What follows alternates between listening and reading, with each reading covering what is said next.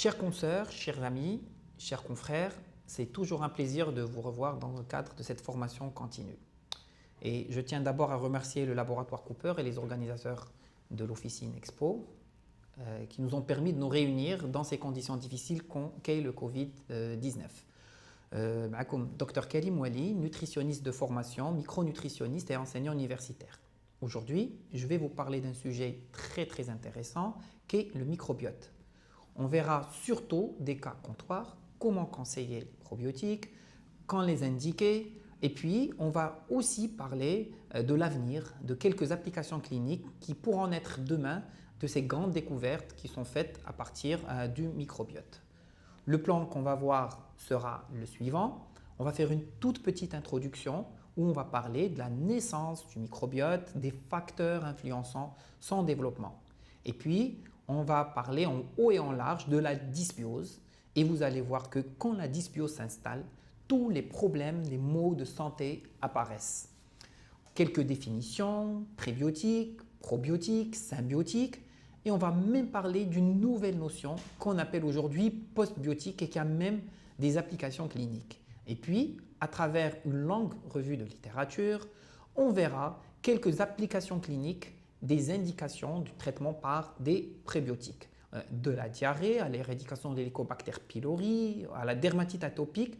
On va même parler du syndrome de l'intestin irritable, des maladies inflammatoires intestinales, de l'obésité, de l'autisme. Et la liste elle est longue. Et puis bien entendu, contexte Covid oblige, on va parler du microbiote et de la lutte contre le Covid-19. Donc, le microbiote, ce nouveau pseudo qu'on dit de la flore intestinale, il faut comprendre que ces 2 dernières années, il y a eu une explosion de connaissances sur la flore intestinale. Et le microbiote, cette nouvelle appellation tendance, ne désigne que les bonnes bactéries qu'on a dans le côlon. Et bien entendu, c'est plus de 100 000 milliards 10 puissance 14 de bactéries. À vous dire qu'on a 10 fois plus de bactéries que de cellules qui constituent notre corps. Donc, finalement, qui vit dans l'autre? Qui est l'autre de l'autre? On peut dire qu'on est à 90% bactérien. Ces 10 puissance 14 bactéries qu'on a dans le côlon, on sait très bien que le côlon, c'est une grande superficie, c'est 160 mètres carrés de superficie qui est habitée par ces bactéries. Ils peuvent être sectionnés en plusieurs espèces. Et on reconnaît jusqu'à aujourd'hui 800 à 1000 espèces dont le tiers est commun à nous tous. Et les 2 tiers sont propres à chacun. Et donc, c'est une réelle empreinte digitale de notre corps. Comment on peut définir la naissance du microbiote? Bien entendu, dans l'utérus, le bébé est stérile. Et à la naissance, dès que le bébé ouvre sa bouche, il est plongé dans un univers de bactéries. Et c'est là que la colonisation de l'intestin va commencer. Germe vaginal, germe intestinal, cutané, de l'environnement. Et bien entendu, les premières bactéries qui s'installent, c'est les colibacilles. Et ensuite, c'est le streptocoque. Et puis, c'est les fameuses bifidobactéries. Et donc, à partir du 3e jour, cela dépend du mode d'alimentation. Bien entendu, le meilleur, et le plus indiqué, c'est l'alimentation au sein et c'est dominé par les bifidobactéries et les lactobacilles. Par contre, pour les bébés qui sont allaités artificiellement, ça contient plus de bactéroïdes, plus d'entérobactéries et de clostridies. Bien entendu, dès la fin du 2e mois, 80% de la flore est déjà en place et à la diversification alimentaire, il n'y a plus de différence. Ça se diversifie, ça se stabilise et on peut dire qu'à l'âge de 2 ans, un microbiote d'un enfant est proche de celui d'un adulte.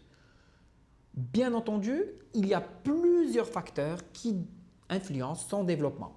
Ce parcours est semé d'embûches. D'abord, le mode de césarienne est très important parce que la césarienne empêche la colonisation par la flore naturellement de la maman. Ensuite, le type d'alimentation puisqu'après la naissance, un allaitement maternel ou du lait maternisé font toute la différence. Le colostrum, l'immunité maternelle qui passe à travers le nez font toute la différence. Et puis, en dernier lieu, une prise d'antibiothérapie, surtout à la maman, à l'accouchement ou à la petite enfance, à la naissance, peuvent fausser la colonisation du bébé. Et là, il faut faire vraiment attention parce que durant les 2 premières années de la vie ou durant les 3 premières années de la vie de l'enfant, tous les dés sont joués pour avoir une excellente flore intestinale. Les conséquences d'une antibiothérapie précoce sont terribles. Plusieurs études récentes ont démontré qu'une utilisation précoce d'antibiotiques peut donner des pathologies diverses, et notamment la maladie de Crohn, l'asthme, l'obésité, les allergies alimentaires, le diabète et même certaines tumeurs. Par exemple, on va parler d'obésité. L'administration d'une antibiothérapie précoce donne un IMC plus élevé à 2 ans. L'exposition aux antibiotiques avant 6 ans, à plusieurs reprises au cours de la petite enfance, donne une augmentation de la masse corporelle chez les enfants en bonne santé, d'où l'utilisation judicieuse d'antibiotiques chez les enfants à un spectre étroit. Et puis, plus de 3 cycles d'antibiotiques avant l'âge de 2 ans donnent un risque accru d'obésité dans la petite enfance, et plus le nombre de cycles d'antibiotiques est élevé, plus le risque est important. Et donc, vous avez vu le lien étroit entre l'obésité et la prise d'antibiotiques à l'âge précoce sans protéger la flore intestinale. Et donc, on va aller plus loin. Les allergies alimentaires, 3 cycles d'antibiotiques, bien sûr. Là, c'est une analyse qui a été faite sur plus de 30 000 enfants. Ça donne plus d'allergies au lait de vache et à d'autres aliments. Et puis, bien sûr, les associations sont plus fortes, plus l'âge est jeune de la prise d'antibiotiques et selon certaines classes d'antibiotiques. Et même dans les pathologies respiratoires, l'exposition aux antibiotiques pendant la première semaine de la vie est un facteur de risque de rhinite allergique et de pathologies respiratoires sifflantes. Et là, je suis en train de parler de bronchiolites qui peuvent par la suite donner des asthmes. Et on finit par l'exposition aux antibiotiques. C'est un risque accru d'asthme de 3 à 6 ans en présence ou en l'absence des infections des voies respiratoires inférieures. Et puis, l'effet indésirable des antibiotiques était plus fort chez les enfants dont il y a des antécédents familiaux d'asthme. Toujours dans ce contexte, même les maladies inflammatoires chroniques de l'intestin, il faut comprendre que les études ont prouvé que chaque cycle d'antibiothérapie augmenterait le risque d'une MICI de 6%, environ de 4 à 8%. Et donc, l'utilisation d'antibiotiques a été fortement associée à la maladie de Crohn, mais il n'y a pas eu de lien de cause à effet pour la maladie d'RCH. Et au niveau des tumeurs malignes aussi, c'est pareil. La pénicilline augmenterait le risque de cancer de l'œsophage, l'estomac et le pancréas. La pénicilline, les céphalosporines et les macrolides ont un lien avec le cancer de poumon. La pénicilline toujours a un lien avec le cancer de prostate et les sulfamides ont un lien modéré avec le cancer de sein. Et pour le diabète, l'exposition de 2 à 5 cycles d'antibiotiques, et notamment les pénicillines, les céphalosporines, les macrolides et les quinolones, ils sont associés à un risque accru d'apparition de diabète type 2. Mais il n'y a aucune corrélation avec le diabète type 1 qui est généralement auto-immun. Et donc, toutes les indications que je viens de dire, toutes les pathologies qui sont dues à une antibiothérapie précoce, voilà toute la bibliographie qui est notée dans cette slide. Vous pouvez les consulter à tête reposée. Et ma conclusion au niveau de cette première partie de présentation, c'est qu'aujourd'hui, il est criminel de donner un antibiotique à un enfant de moins de 3 ans sans donner une protection de la flore intestinale, sans protéger son intestin. On viendra tout à l'heure pour expliquer comment il faut faire pour cette protection. Et donc, les conséquences de l'antibiothérapie est grave chez les enfants avant 3 ans. Pourquoi? Parce que tout simplement leur flore n'est pas encore mature Plusieurs facteurs sont rentrés en considération. On parle du mode d'accouchement, du mode d'allaitement et de la prise ou non d'antibiotiques au jeune âge. Pareil au niveau de la dermatite atopique. Plusieurs études récentes ont montré que dans les gens qui ont des risques de dermatite atopique, ils ont une flore moins riche en bifidobactéries. Et même chez les personnes âgées, le déclin des bifidobactéries, qui sont les bonnes bactéries de la flore, entraînerait une baisse de l'immunité et une moindre résistance aux infections. Donc, parlons maintenant de la dysbiose. Qu'est-ce qu'une dysbiose? C'est quand notre microbiote est en péril. Il y a plusieurs facteurs qui peuvent favoriser la dysbiose. Parmi les éléments, c'est le stress, une alimentation déséquilibrée, une prise d'antibiotiques ou d'anti-inflammatoires, et on vient d'énumérer toutes les pathologies qui peuvent être liées à la prise d'antibiotiques au jeune âge, le mode d'accouchement, surtout la période périnatale, le mode d'alimentation, et puis il y a même certains chercheurs qui parlent de la vaccination. Quand le microbiote est en péril, qu'est-ce qui se passe? C'est quoi une dysbiose? C'est une prolifération de mauvaises bactéries, d'une série de bactéries particulières. Ces bactéries qui sont néfastes, qui ne sont pas les bonnes bactéries, ils libèrent en fin de vie ce qu'on appelle les lipopolysaccharides. Ces lipopolysaccharides me créent une hyperperméabilité. Et cette hyperperméabilité font que ces liposaccharides passent dans l'organisme.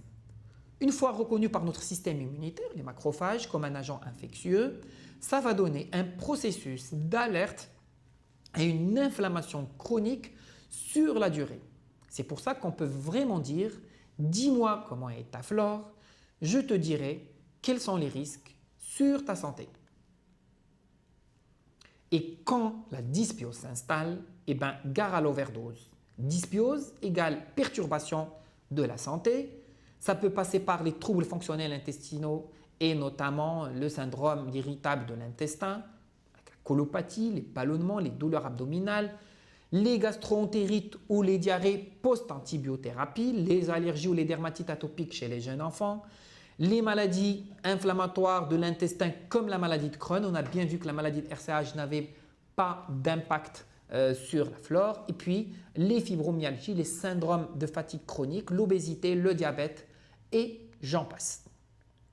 Donc, on va voir quelques notions importantes pour comprendre tout ça. Qu'est-ce qu'un prébiotique? Qu'est-ce qu'un probiotique?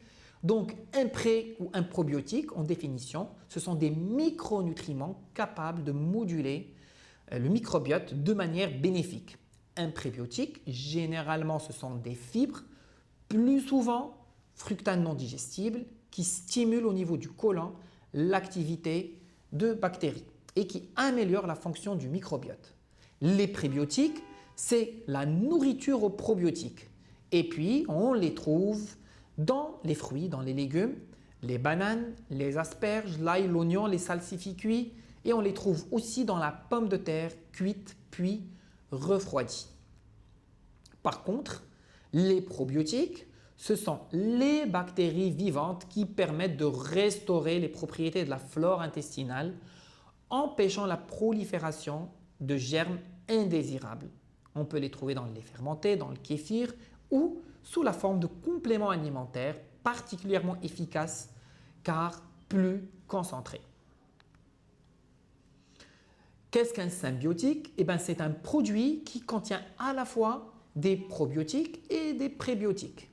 Et un postbiotique, et ça c'est une notion nouvelle, ce sont des facteurs solubles, c'est les produits des métabolites, soit sécrétés par la bactérie vivante ou soit libérés après la lyse de la bactérie.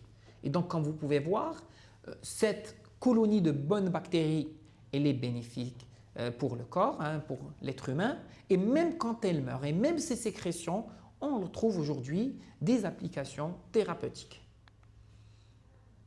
Donc, parmi les premières applications cliniques qu'on va voir, c'est le traitement de la diarrhée aiguë. Et aujourd'hui, les études sont très claires. Vous allez toujours trouver la bibliographie en bas de la diapositive à chaque référence que je fais à une étude. Et donc, ils ont démontré que plusieurs choses de probiotiques réduisent la sévérité et la durée de la maladie diarrhéique aiguë chez l'enfant. Plusieurs méta-analyses d'essais cliniques contrôlés et publiés montrent l'innocuité et l'efficacité des probiotiques.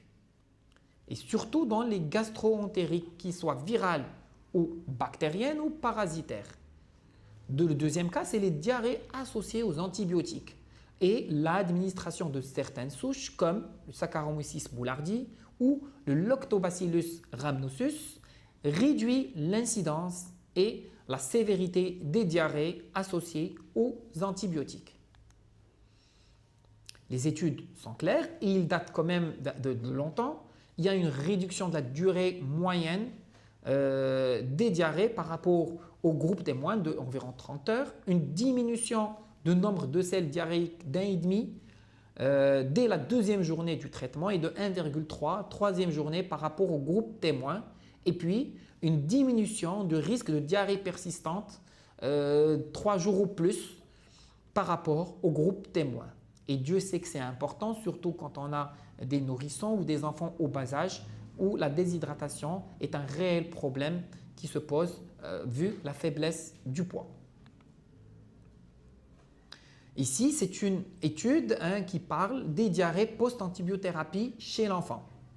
Et bien entendu, l'utilisation de certaines souches comme le Saccharomyces boulardii ou bien le Lactobacillus rhamnosus indique qu'une diminution réelle de développer des diarrhées post-antibiothérapiques. Et donc, ils sont potentiellement aussi efficaces dans le traitement des diarrhées associées aux clostridies difficiles qu'on trouve chez l'adulte et chez l'enfant. Et donc, l'avantage, c'est une facilité d'administration, c'est une compléance, meilleure compléance au traitement d'antibiotiques. Comme autre application clinique d'utilisation de ces bonnes bactéries, c'est l'éradication de l'Helicobacter pylori.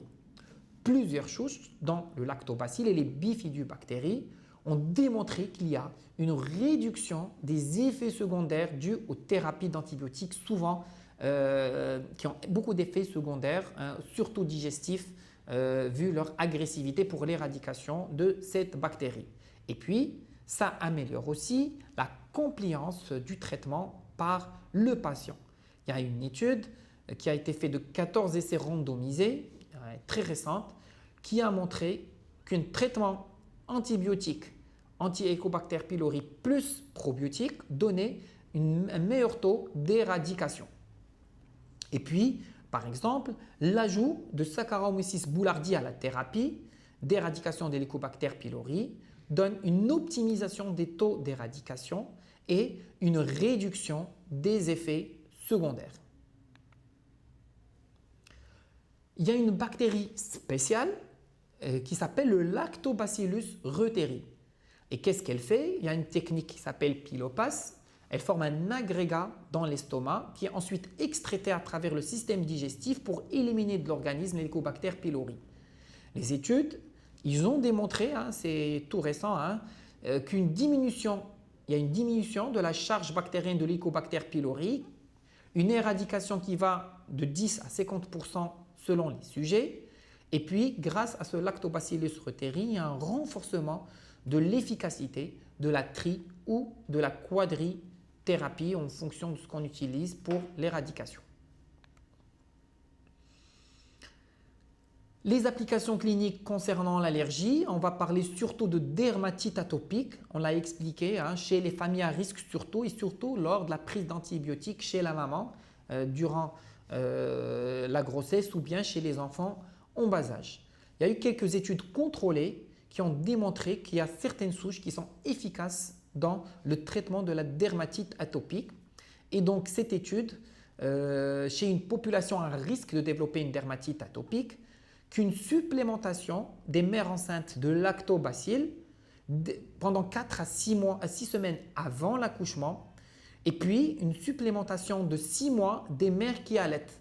Bien entendu, de la même souche, des bébés qui sont nourris au lait maternisé. Et donc, les résultats sont probants. C'est une diminution du risque de développer la dermatite atopique de moitié jusqu'à 2 ans et ces 6 mois de traitement, le risque il est diminué de moitié, ça peut persister jusqu'à 4 ans. Donc on a vu un risque relatif 0,51 et risque relatif 0,57. Et maintenant, on va parler un tout petit peu des maladies inflammatoires intestinales. Et donc, les applications cliniques sont un peu décevantes concernant la maladie de Crohn. On sait que l'utilisation d'antibiotiques chez les enfants avant l'âge de 3 ans est corrélée à l'apparition de la maladie de Crohn, mais malheureusement, les probiotiques n'ont pas donné de satisfaction dans le traitement de cette maladie. Par contre, dans les colites ulcératives, dans la RCH, il y a certaines souches de probiotiques, et notamment les Escherichia coli nicelle, peut se révéler équivalent au traitement à la mésalazine pour maintenir la rémission d'une colite ulcérative. Et après, on va parler de quelque chose d'essentiel, d'une pathologie mal comprise qui atteint plusieurs personnes dans notre entourage, dans notre consultation. Et bien entendu, que ce soit dans la pharmacie ou dans notre cabinet, dans nos cabinets, on voit énormément ces cas. Et malheureusement, devant ces patients, on a une panoplie de traitements symptomatiques, un traitement de gaz, les antispasmodiques, qui ne font que calmer les symptômes et qui ne font pas un traitement de fond de cette pathologie et qui est étroitement liée à la dysbiose. C'est une pathologie mal comprise. Plusieurs facteurs sont intriqués. On peut avoir des facteurs psychosociaux, on peut avoir des facteurs nutritionnels, une malbouffe, une mauvaise alimentation. Bien sûr, c'est une inflammation qui reste entretenue. C'est une hyperperméabilité intestinale et on l'a vu parce que c'est des mauvaises bactéries qui peuvent nous donner une inflammation. Les lipopolysaccharides qui sont en train de passer, qui vont alimenter cette inflammation qui va devenir chronique. Et puis, il y a même une hypersensibilité viscérale qui peut nous donner d'autres symptômes au-delà des symptômes digestifs. Et aujourd'hui, l'argument de poids qui permet de lier le microbiote au syndrome de l'intestin irritable, c'est cette population microbienne qui est 3 fois plus en cas de syndrome irritable du côlon.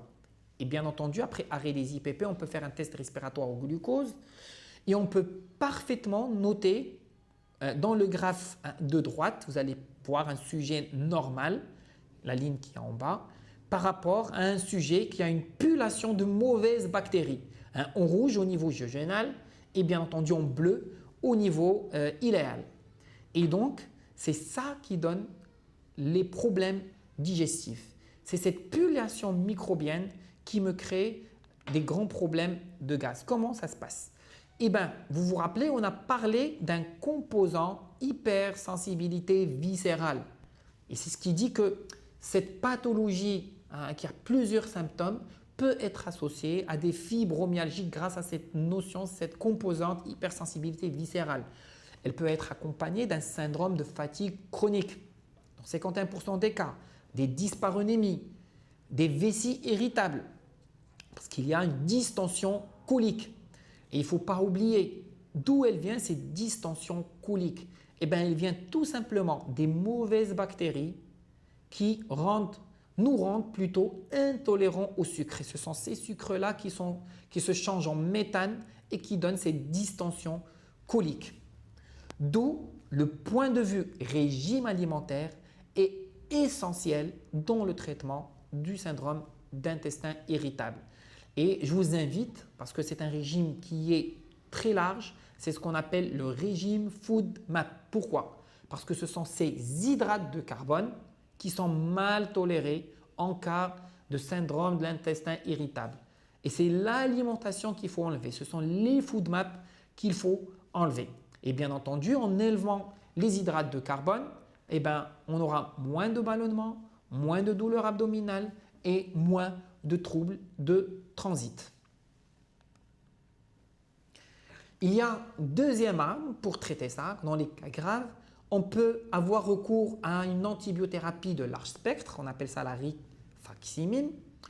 Elle est faiblement absorbée, donc il y a peu de résistance qui naissent grâce à ça. Et on peut donner 14 jours de traitement et l'effet persiste jusqu'à 18 semaines chez les tiers du patient. Le but, c'est quoi? c'est éliminer les mauvaises bactéries pour laisser la place aux bonnes bactéries de recoloniser le côlon.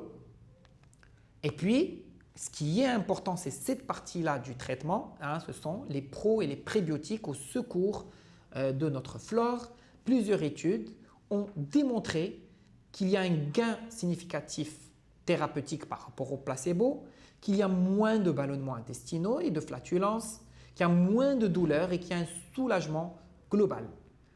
Et bien entendu, de toutes ces souches, il y en a une qui se démarque par rapport aux autres, c'est le Bifidobacterium infantis qui a démontré une efficacité supérieure. Comme on peut le voir dans ces deux études, on voit très bien que c'est un placebo versus Lactobacillus infantis. Et on voit très bien, il est bien sûr dose dépendante, et on voit très bien en bleu par rapport au placebo qu'il y a une amélioration nette des symptômes, et bien sûr la symptomatologie globale est améliorée quand on voit dans le graphe de droite en bleu par rapport au placebo. Comme le syndrome irritable du côlon donne une hyperperméabilité, et puis cette hyperperméabilité, elle trouve beaucoup d'applications cliniques dans l'obésité. Et donc, flore intestinale et obésité sont intimement liées. On sait que la nature est écologique, nos cellules se nourrissent de tous les nutriments qui n'ont pas été digérés dans la première partie de notre intestin. Sucres non digestibles contenus dans les fibres, on parle d'acides gras à chaîne courte. Et parmi ces acides gras à chaîne courte, on a les brûlates, très importantes parce qu'elles sont consommées à 80% par les cellules de la muqueuse digestive. Elles sont très peu caloriques et elles permettent la multiplication de cellules à effet hormonal dans la muqueuse, puisque notre intestin est un deuxième cerveau. Et il a aussi une fonction hormonale de sécrétion d'hormones. Et donc, qu'est-ce qui va me sécréter? Il va me sécréter les GLP-1, très importantes pour la satiété. Et les GLP-2, ce sont des molécules qui réparent les lésions de la muqueuse et qui luttent contre l'hyperperméabilité. Donc ça, c'est quand on a les bonnes fibres. Par contre, quand on a les mauvaises fibres, comme les acétates et les propionates, c'est le contraire. Ça favorise plutôt la prise de poids et l'inflammation. Et donc, deux facteurs interviennent dans la fabrication soit des brûlates ou soit des acétates ou des propionates. Soit la nature des fibres qu'on mange. Si on prend des prébiotiques, des bonnes fibres, on a plutôt des brûlates. Et c'est bon pour la santé. On les trouve où? Le pissenlit, les topinambours, les oignons, la bardane, l'échinacée, on les a vus dans la première partie du cours. Et puis il y a même certains amidons dits résistants, comme la pomme de terre bouillie et refroidie, qui contiennent ces fibres de prébiotiques. Et donc, la composition de la flore, deuxième élément. Et les bifidobactéries sont essentielles. Et donc aujourd'hui, on peut parfaitement dire, en fonction de la composition de ma flore et en fonction des prébiotiques que je prends, je peux plus ou moins profiter de l'apport calorique de mon alimentation. Deux mêmes personnes peuvent s'asseoir, manger le même plat. Il y en a une qui grossit et l'autre non, en fonction de ma flore intestinale et des bonnes bactéries que j'ai dans ma flore intestinale. Pour aller plus loin que ça, on a même, il y a une bactérie qu'on a trouvée chez les gens qui sont minces, qu'on appelle Artemisia mucinifila. Et donc, c'est une bactérie qui dégrade les mucines. C'est un micro-organisme qui joue un rôle très important dans la santé métabolique. Et l'Artemisia mucifila est inversement corrélée au poids et régule le dialogue entre l'hôte et le microbiote. Et donc, elle réduit le développement de la masse grasse, la résistance à l'insuline et la dyslipidémie. L'exemple, il est très simple à côté. En prenant une souris axénique, ça veut dire qui est modifiée génétiquement pour ne pas avoir de microbes dans son intestin, en lui faisant une greffe de flore d'un sujet obèse. Et en prenant une souris axénique, une greffe de flore d'un sujet mince. En les soumettant au même régime alimentaire, on va remarquer que la souris qui a été greffée de l'intestin d'une personne obèse a pris du poids, elle est devenue obèse. Contrairement à la souris qui a été greffée par la flore d'une personne mince. Et on va inverser la situation et on va remarquer qu'en inversant la situation, la souris grosse mincit et la souris mince grossit.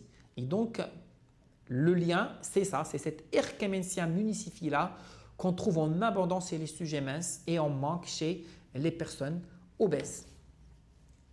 Microbiote et autisme, une indication assez intéressante qui présage d'un avenir, parce que bon, aujourd'hui on ne peut pas traiter avec ça, vous allez comprendre pourquoi. Le traitement, il comprend quoi? Vous avez vu le schéma thérapeutique en haut et à droite de la diapositive. C'est une préparation digestive où on fait un traitement antibiotique fort avec de l'antibiothérapie pour tuer toutes les bactéries du côlon de l'autisme. Puis une transplantation fécale à forte dose et puis une transplantation fécale d'entretien à faible dose. Et le résultat est extraordinaire puisqu'on voit une amélioration des symptômes digestifs et du comportement de chez les enfants et cette amélioration persiste jusqu'à 8 semaines après l'arrêt du traitement. Pareil, au niveau des troubles d'hyperactivité chez les enfants, il y a une étude qui a été faite sur 51 enfants de 6 à 10 ans versus 32 témoins. Et on a remarqué qu'il n'y avait pas de différence de diversité bactérienne. Mais par contre, on a trouvé une différence au niveau du genre chez les enfants qui avaient ces troubles-là. Et notamment, on a vu chez eux, par rapport aux témoins, qu'il y a une diminution de certains genres comme les Faecalibacterium, comme les Lachnoclostridium et les Dialystères. Et bien entendu, l'abondance de Faecalibacterium est corrélée négativement à la sévérité de ce trouble et à l'index d'hyperactivité. On ne va pas dire aujourd'hui qu'on va commencer à traiter l'hyperactivité et l'autisme par des prébiotiques, mais ça nous dit quelque chose d'essentiel qui va revenir à la première chose que j'ai commencé à présenter, c'est-à-dire la prise d'antibiotiques chez les enfants et les nourrissons, surtout avant 3 ans. Donc, il faut être très prudent quand je fais une prescription d'un antibiotique chez un nourrisson. Un antibiotique, ça sauve la vie quand il y a une infection, mais je dois absolument choisir l'antibiotique adapté au niveau de spectre, mais surtout l'accompagner d'une prise de levure de Saccharomyces boulardii pour préserver ma flore intestinale et par la suite donner une cure de symbiotiques, c'est-à-dire probiotiques et prébiotiques pour essayer de rétablir ce qui a été détruit par la prise d'antibactéries. Bien sûr, dans la prise en charge de l'hyperactivité, de ces troubles-là, il faut cibler dans l'alimentation l'abondance des Faecalibacterium. Et ça, c'est toujours trouvé dans une alimentation méditerranéenne par rapport à l'alimentation occidentale parce que cette alimentation méditerranéenne réduit d'une manière significative l'inflammation intestinale qui contribue à la diminution de Faecalibacterium. Prébiotiques et stress, les applications cliniques n'en finissent pas. C'est une étude qui a été publiée dans le Behavioral Neuroscience où on prend 2 groupes de rats. Chez l'un, on va donner un régime riche en prébiotiques et chez l'autre, on va donner juste une alimentation classique. Et on va soumettre ces 2 groupes de rats à des événements stressants et on va noter les conséquences délétères sur le microbiote intestinal. Et contrairement au second groupe, le premier groupe qui a une alimentation riche en prébiotiques, ils ont montré moins de perturbations du microbiote dû au stress. Et donc, une alimentation riche en prébiotiques permet à notre microbiote de mieux gérer les conséquences du stress. Et puis, dans la maladie de Parkinson, elle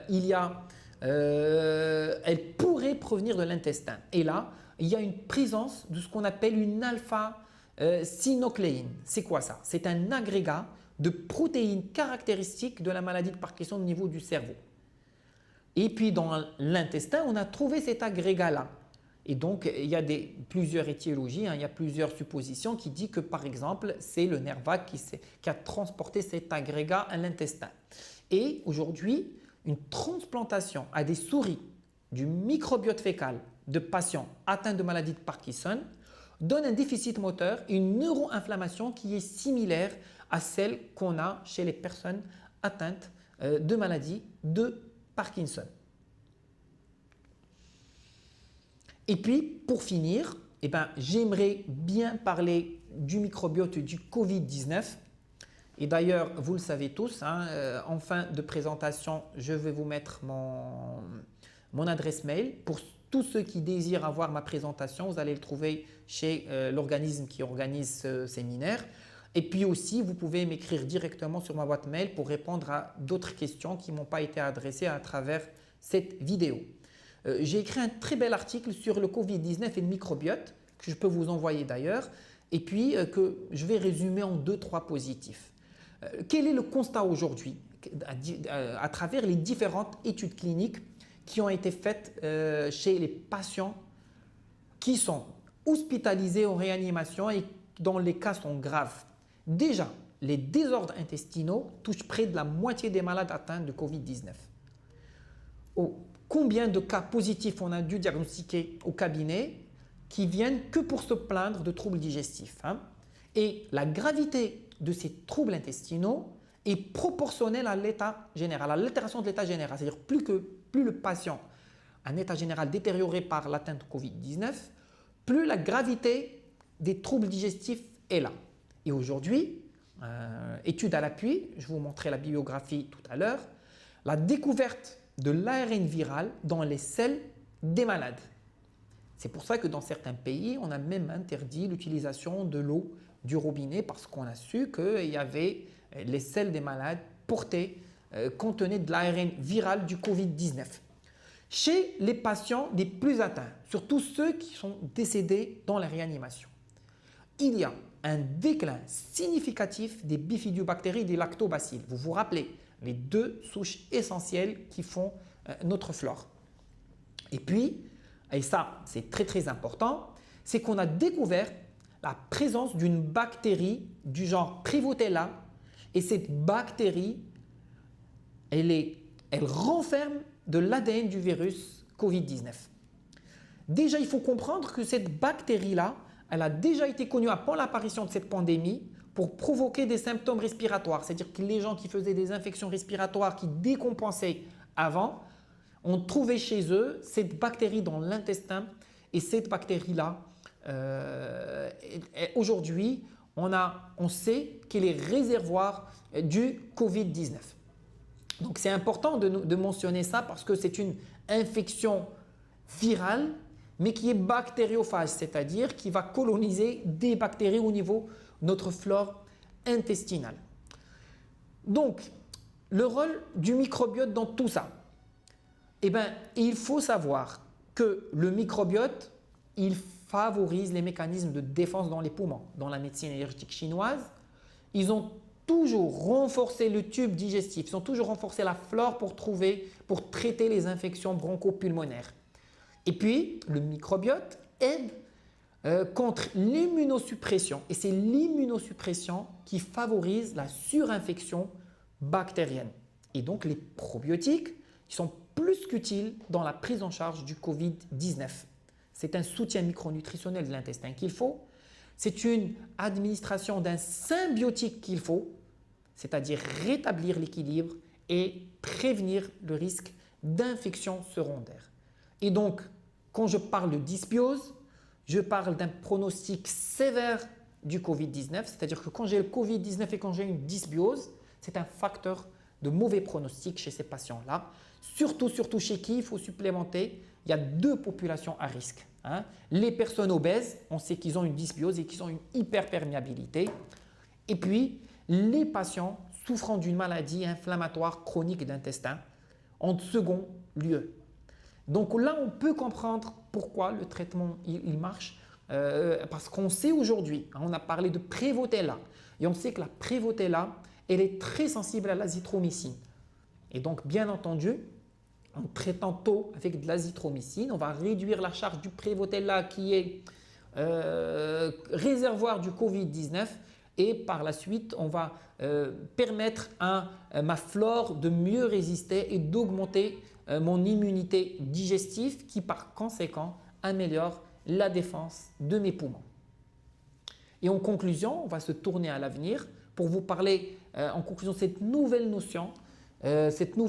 Voilà, ça c'est la bibliographie sur cet article du microbiote du Covid-19 que je suis prêt à partager avec vous. Et donc pour finir, je vais vous parler d'avenir, de cette nouvelle notion qu'est le postbiotique. Alors aujourd'hui, on a parlé de probiotique, c'est cette bactérie qui colonise le côlon. On a parlé de prébiotique, c'est sa nourriture. Et le postbiotique, c'est quoi? C'est un produit de dégradation de cette bactérie. Soit la bactérie qui va sécréter de son vivant, ou soit ce qu'elle va éliminer comme déchet une fois qu'elle est morte. Et aujourd'hui, on a découvert un nouveau mécanisme via induction de la production des Escherichia coli d'un polysaccharide qui est sécrété, qu'on appelle acide cholanique. Et donc, c'est la notion de postbiotique et via une régulation de la dynamique mitochondriale à la réponse de lymphoprotéine. Et donc, on a démontré que le microbiote a un impact sur la longévité. Ça ne veut pas dire que si ces postbiotiques-là vont nous permettre de devenir immortels, non, loin de là, mais ça veut dire qu'il y a un grand potentiel pour favoriser le vieillissement en bonne santé. Et donc aujourd'hui, la santé, c'est des petites actions qu'on fait chaque jour pour demain. Et le microbiote, c'est quelque chose qui se travaille dès la naissance et c'est quelque chose qu'on continue à travailler, à entretenir durant toute notre vie, qui passe bien entendu par un accouchement par voie normale, par un allaitement maternel, par un accompagnement quand il faut que je prenne des antibiotiques, il faut que ça soit mesuré par un accompagnement d'un traitement approprié pour protéger ma flore intestinale, mais surtout en ayant une bonne hygiène de vie. Il faut bien dormir, il faut éviter de stresser, il faut avoir une alimentation riche en micronutriments qui sont, par chance, les moins caloriques et pauvres en fast-food, en junk food, qui sont riches en calories, mais très très pauvres en micronutriments. Je vous remercie de votre attention et puis on remercie les laboratoires Cooper qui nous ont permis d'avoir cette présentation. Chers amis, chers confrères, je reviens à nouveau pouvoir. Vu le contexte Covid et cette situation assez spéciale, on a des questions qui ont été postées auxquelles on va essayer de répondre et puis on va essayer d'être en direct en ligne au moment de la diffusion de la conférence pour essayer de répondre à davantage de questions. Je sais que vous êtes toujours curieux, vous voulez toujours apprendre et donner le meilleur à vos patients en termes de conseils, surtout en officine et au comptoir. Donc, on parle souvent de mécanismes d'action des probiotiques, des prébiotiques sur la régulation de l'immunité. Et on l'a très bien vu, on sait qu'aujourd'hui, la flore, ce n'est pas juste la digestion, c'est un deuxième cerveau. Et dans le cas Covid-19, on a très bien compris comment ça agissait. On a compris qu'un bon état de l'intestin favorisait une meilleure défense des poumons, par exemple. Et donc, c'est très très important. C'est-à-dire, ne pas être en dysbiose veut dire avoir une bonne immunité, surtout au niveau pulmonaire. Et là, on le comprend très très bien en voyant que la majorité des patients qui sont en réanimation et dont les cas se sont compliqués ont une dysbiose au niveau de l'intestin. Donc, une autre question qui revient souvent, c'est quel dosage, quel produit choisir, quelle durée de traitement. Donc, pour les prébiotiques, puis quel est le probiotique idéal en quantité, en souche. Ça, c'est des questions qui reviennent très très souvent. Donc, moi, je vous demande toujours de lire attentivement ce qu'il y a dans les boîtes et puis d'harceler les délégués, de vous apporter les preuves qu'il y a. Pourquoi? Parce qu'aujourd'hui, bien entendu que la qualité du probiotique, elle est essentielle pour la réussite thérapeutique. D'abord en termes de quantité, parce que quand on a 10 milliards, ce n'est pas quand on en a 2. Et puis surtout la qualité, parce qu'on peut avoir 20 milliards, mais si ce n'est pas bien conditionné, ils vont mourir parce que c'est des bactéries vivantes. Donc posez ces questions aux délégués qui vous apportent des preuves, par exemple de la source dans laquelle on a pris nos bactéries pour fabriquer le probiotique. Parce qu'il y a des laboratoires leaders, il y a des certifications. Donc la source où cette bactérie a été prise. Le type de bactérie qu'il y a dedans. Vous avez vu qu'il y a une bactérie pour chaque pathologie. Et donc, regardez d'abord la souche de la bactérie, les études qui ont été faites, preuve à l'appui pour dire que cette bactérie est spécifiquement bien pour traiter telle ou telle bactérie, la quantité de bactéries qu'il y a dans le probiotique, et puis finalement la capacité du laboratoire à assurer que le maximum de bactéries restent vivants dans cette gélule ou dans ce sachet. Donc le conditionnement des probiotiques. Et ensuite, est-ce qu'il y a un symbiotique ou pas? Parce qu'aujourd'hui, on sait qu'il y a la malbouffe, c'est très intéressant d'avoir les deux. C'est-à-dire avoir un symbiotique qui contient et des probiotiques et des prébiotiques. La durée du traitement, ça dépend de la pathologie. Bien entendu, quand on a un syndrome irritable du côlon, c'est un traitement au long cours. Ça prend 15 jours de malbouffe pour détruire une flore ou bien une prise d'antibiotiques ou d'anti-inflammatoires et ça prend de 3 à 6 mois pour rétablir une flore. Il faut être patient. Ça se prend le matin à jeun ou le soir avant le coucher et puis il faut insister chez vos patients que vous faites un traitement de fond qui rentre dans le cadre d'une hygiène alimentaire et de vie globale. Bien entendu, moi j'aimerais attirer l'attention sur un point essentiel en conseil. Il ne faut pas oublier que c'est des bactéries. Et donc, quand je traite par un antibiotique, je préfère donner une levure qui n'est pas tuée par les bactéries. Et une fois que par exemple le Saccharomyces boulardii, et qui reste abordable en termes de prix. Mais une fois que je termine mon traitement antibiotique, c'est là que je bascule vers des probiotiques ou un symbiotique pour essayer de réparer les dégâts, les dommages qui ont été causés par l'antibiothérapie. Donc, c'est comme ça qu'on fonctionne.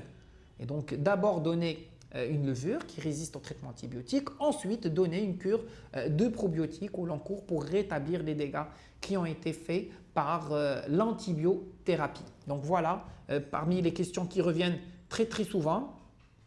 Donc, et puis finalement, on m'a posé la question sur la prise de probiotiques dans le cas du Covid-19. Oui, il est essentiel. Moi, je l'ai expliqué à travers l'article que j'ai écrit. Il y a une corrélation intense entre la dysbiose et l'immunité pulmonaire. C'est très intéressant d'accompagner le traitement déjà pour mieux supporter le traitement digestivement. Puis ensuite, donner d'abord une levure, ensuite donner des probiotiques pour renforcer la flore, pour réparer les dégâts et pour renforcer l'immunité. Et moi, je le dis sur long terme, entre 1 et 3 mois au minimum. Et merci de votre attention.